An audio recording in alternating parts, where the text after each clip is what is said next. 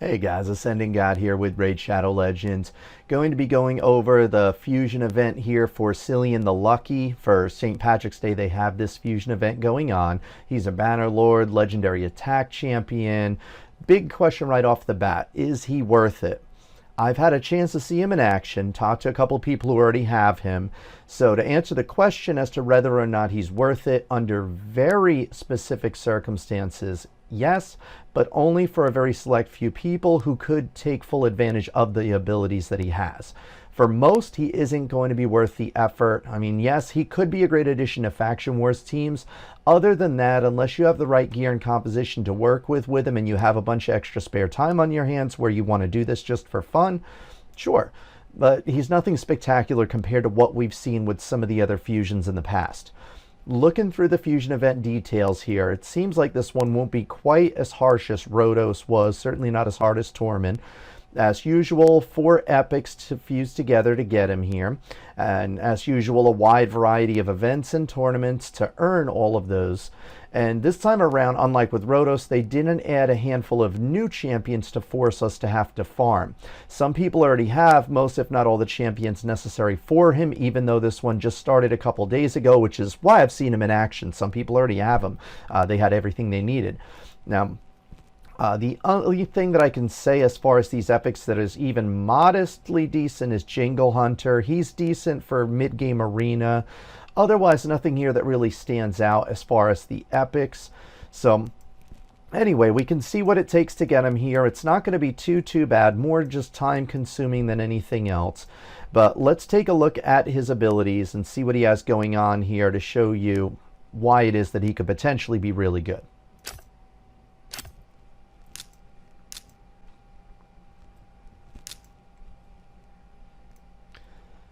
So here we got Cillian the Lucky again, legendary attack champion, Banner Lords. Even though he is covered in green and these clovers, he is a blue affinity. Remember that, because a lot of people are just getting confused with his affinity. He is a blue affinity here. He is not green. And to start, as far as his abilities, he's got an aura that increases ally attack in all battles by 25%. It's decent. You know, maybe for Faction Wars or Dungeons, not something I'd suggest for endgame content in Arena, but regardless, he has an attack aura. Nothing huge there that makes him stand out, but it's nice to have an aura for, you know, Faction Wars or, again, Dungeons if you don't have anybody else with a decent aura. His passive here ties into the whole Luck of the Irish concept, where it has a chance to put a variety of different buffs on him here, 5 different buffs that it can give him. So he can get an increased attack, crit damage, crit rate, strengthen, or what's probably best out of all of them, the block damage buff. The good side of this is every turn he's buffing himself up with something. The downside is that it may not be the buff that you really need at that point in time. As far as the crit rate buff, to get the most out of him, especially in Arena, you're going to want to load him up with 100% crit rate just to be on the safe side. So that buff is, for most people under most circumstances, going to be fairly worthless. The block damage is probably going to be one of the best, but since there is 5 different buffs, you only have a 1 in 5 chance to actually get it. So passive is interesting, not necessarily reliable. Nonetheless, in longer fights, he will be giving himself at least 2 buffs at any given time, so it is a nice ability. Could potentially end up being 3 at any given time if you load him up with the, lasting gifts, I want to say, in masteries in the support tree. Moving along, his A3 at max skills again, base is 75. At max skills, it's a 100% chance to stun a target for a turn. It also has a 50% chance at max skills to stun the target for 2 turns and steal 50% of the target's turn meter. On top of that, if he kills the target, it resets this skill so he can do it again next turn. This ability here combined with his A1 gives him the potential to be a Platinum tier Arena champion with the right gear and the right team composition. I'll get into more as far as how and why after I cover his other abilities. His A2 is a nice ability for Arena, but potentially amazing for Faction Wars and Dungeons. Hits an enemy and at max skills has a 100% chance to put that target's skills on cooldown for 4 turns. 4 turns is huge. This can lock down Resurrection Champions, healers, or ultimately just lock down the biggest threat on the opposing team. Also has a 50% chance to put all enemy skills on cooldown for a turn as well. Now again, that's at max skills. Base is only 35%, but at max you can get this up to a 50% chance. That right there can be a complete tide turner in a game. Very powerful ability for locking down the opposition. Really, really useful. And again, probably more useful for faction wars and dungeons than it would be in arena, because in arena it's going to be more about stealing the enemy's turn meters, but this could potentially be great in arena as well. His A1, this is a very powerful ability for a main. It's what makes him stand out from anyone else we've seen in the game so far. At max skills, it has 2 hits that each have a 50% chance to put a decreased speed on the target for 2 turns. Combined with sniper, this is most likely going to be slowing down the target. On top of that, each of those hits also has a 50% chance to steal 30% of the target's turn meter. So not only does he slow the enemies down, but he steals their turn meters. So you have some champions that only have a decreased speed, like say, I believe it's Tomb Lord, can only have a chance to do a decreased speed. This one here has a decreased speed and chance to steal a turn meter, which is great. Now, like I said earlier, this champion is only going to be great for a very select few people. The key will be that you're going to need gear on him that can make him extremely fast for arena. You want his speed to be so fast that he's getting turns before the enemy does and uses their turn meters against them. This is what you'll be seeing with him in Platinum Arena, and I promise you, you will be seeing at least a handful of him in Platinum Arena. Teams that have him in Platinum are going to have him loaded up with a ton of speed, modest accuracy, and other than that, damage. The resist will be fairly pointless on him in arena, as the key will be getting him to go first before the enemy does. Accuracy will be vital on him, as you want him stealing those turn meters with the A3 and then also later on with the A1 here. Or if the A2 is going to be what you're using to block the cooldowns, making sure that triggers before the enemy has a chance to go. So again, this is going to be dependent on you having enough speed in arena to ensure that you go first, which is why there's only going to be a select handful of players in arena that is going to have him, but you will, I promise, you will see a handful of him in Platinum Arena. If you're going to try to go up against them, expect this one to be very, very fast. And if he does go first, he's going to give himself a buff from his passive. He's going to most likely do the A3 first, stun the target enemy. Is a 50% chance he'll steal their turn meter. Plus, if you can get enough damage on him to kill the target, it'll reset the cooldown of this skill. So next turn he can steal 50% of another target's turn meter. As far as his damage, from what I've seen, it scales modestly, but it's not amazing. He's certainly no Trunda. He's certainly no Mountain King as far as damage, but it's decent. And so if he doesn't kill the target, you have a ton of speed on him. He's going to go very soon afterwards, since he'll be stealing 50% of the target's turn meter. And then he can use the A1 to steal more of a target's turn meter to slow down an enemy and take their turn meter from them. Or next turn you'd want to be trying to do the block cooldown skills to lock down the enemies. Because if it does this on all the enemies, I mean, in arena with a block cooldown skills on them, that is huge. Even though it's only for one turn, that is absolutely a tide turner in the game. But again, it's dependent on him going first. If he doesn't, these things are not going to be nearly as useful. So for arena, again, the priority on him is going to be getting speed first, accuracy, then damage. He's obviously going to end up being really squishy. This is why it's going to be so important for him to be so fast, because again, he's an attack-based champion. All of his abilities are based on attack. If you're going to get him to go before the enemy, he could give you a huge advantage because of stealing the turn meters, the block cooldown skills. But altogether, I don't see him as anything that spectacular without that speed. He's certainly not going to be a staple in Platinum, I can tell you that. You will be seeing some players with him in Platinum, though. I promise you that. You will see a handful. Personally, I'm not going for him for a few different reasons. For one, I don't have the speed sets and stats necessary to make him fast enough in Arena to be viable in Platinum. Two, outside of Arena, unless you have the tomes to max out his skills, he's not going to be anything that spectacular. Because again, this only has a 25% base chance here, 75% base chance there. You're gonna need to max out his skills here to make it worth it. Same with these ones here. You're going to want to max that up to 100%. This base is only 35% chance on each. You're going to want to max that out to get it up to the 50%. Otherwise, he's not going to be viable for end game. You can't just get away with getting him and using him without tomes.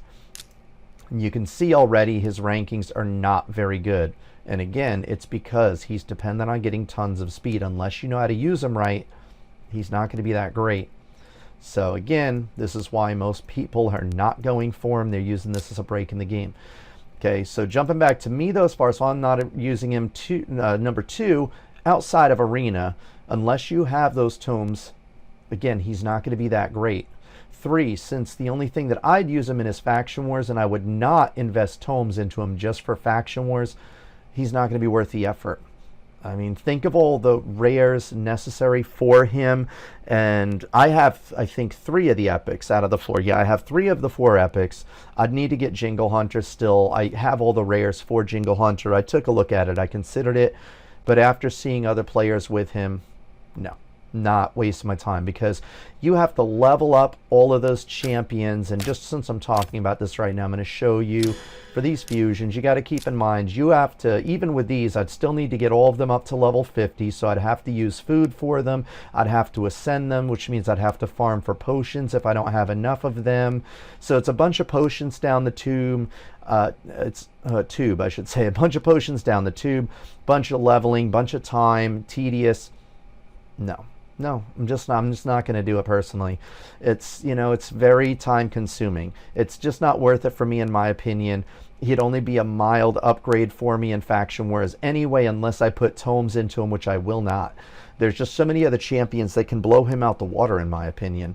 I actually do like the fact that he isn't anything that spectacular, though. I feel like with Torment and Rhodos being 2 that were almost necessary for most people to earn to remain competitive, it's nice to have a fusion now that is more of an option for those who just want more to play with, to either inch their progress up or have something to do in game, or if you have enough speed, trying to make him so fast that in Arena he will be a killer, and he could be.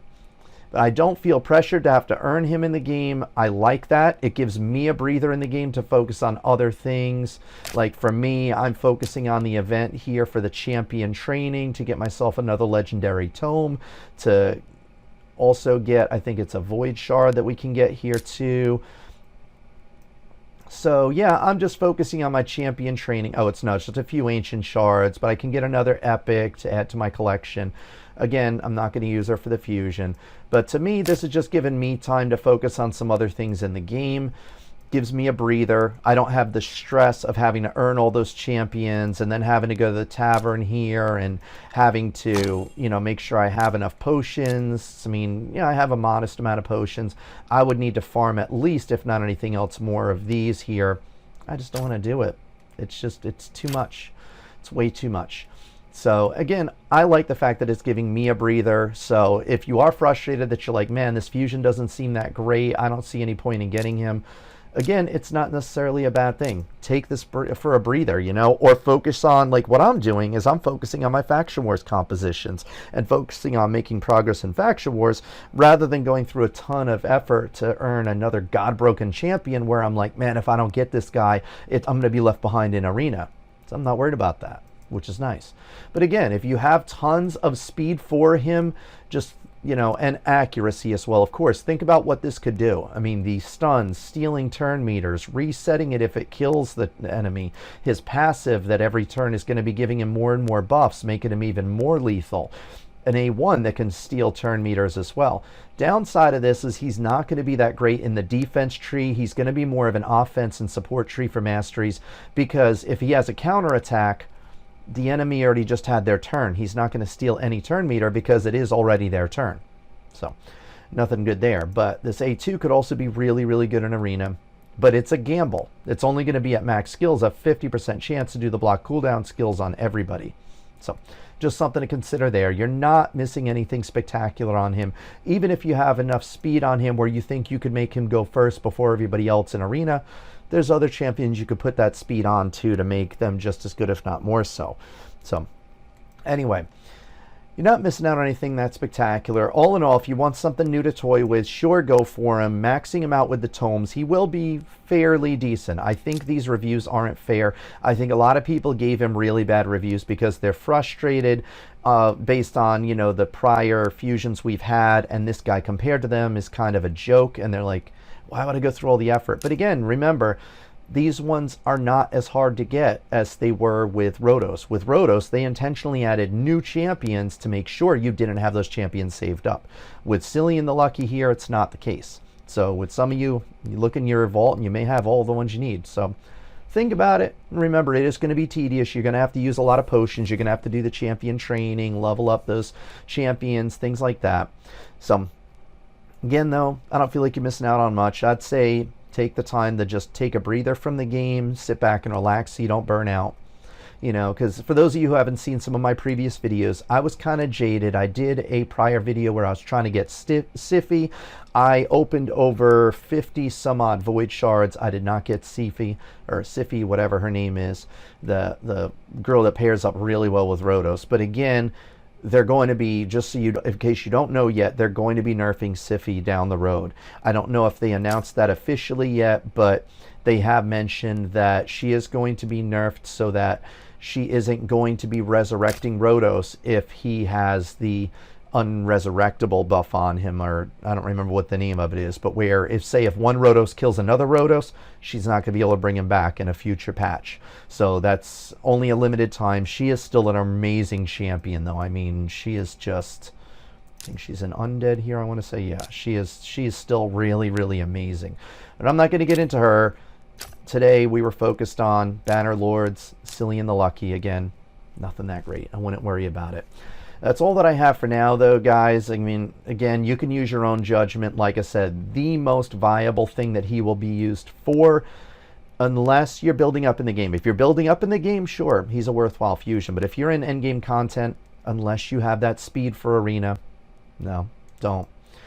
If you have any questions on anything I didn't cover about him, feel free to leave them in the comments below and let us know what you guys think about, you know, Cillian here. I mean, do you like him? Do you like the notion that you're getting a break from the latest fusion and you don't feel stress or pressure to have to get him? Maybe that's a good thing. You know, it's always good to give this feedback because Polarium does look at these videos. They do look at the comments. So make sure your voice is heard in the comments below, guys. And you know, if you aren't already subscribed, be sure to subscribe to this channel. I'll probably do a follow-up later on down the road once we see him action in Platinum Arena, see how many of them that we do see in Platinum. I don't think we're seeing much of him at all yet, but there's still a lot of people that haven't earned him yet. So I think we're going to see more of him in the days and weeks to come. But right now, you're really not seeing too much of him. Actually, I don't even know if I've seen him at all yet, but scrolling through here, like I said, you're not seeing a whole lot of him yet. Later on down the road, you're still not going to see a whole heck of a lot of him. I think some people are just trying to sell you on him just to make videos, but I would rather just be honest in my videos. I'm sorry if this is disappointing, guys, but I'm just trying to save you a bunch of time and trouble for something that you're probably going to be disappointed in the long run. I mean, again, we haven't even seen a single one here so far in any of this, and we're up to the top 100. But yeah, you're not going to see much of him here. But again, let us know your feedback. Let us know your comments. Maybe you're happy because you're not having to worry about this fusion like I am. I like the breather. I like it that it's giving me time to focus on my faction wars and to max out some champions for faction wars with my champion training. And again, if you're not subscribed, be sure to subscribe because in the weeks to come, I know we're going to see at least a handful of them in Arena. Maybe I'll get a chance to pit myself up against them in Platinum because I am farming the Platinum these days right now. I fell out of Platinum because there's 7 hours left. I'm going to bump myself back up into it real quick at the end of the day here today. But anyway, let me know if you do have him as well, how useful you feel he is for you. I mean, so far I haven't been that impressed. The people who have been playing with him don't seem that impressed, hence why the in-game reviews aren't that great yet. But we'll see down the road when people do learn how to play with him in Platinum and they get that speed on him and accuracy and they're able to get him to go first in Arena, and we'll see how he fares in, you know, the weeks to come. But that's all that I got for now, though, guys. So stay tuned, and until the next episode, guys, let us know how you're doing in the comments below as far as this. Let us know your thoughts on it, and then in the meantime, I will catch you guys in the next episode. So until then, take care.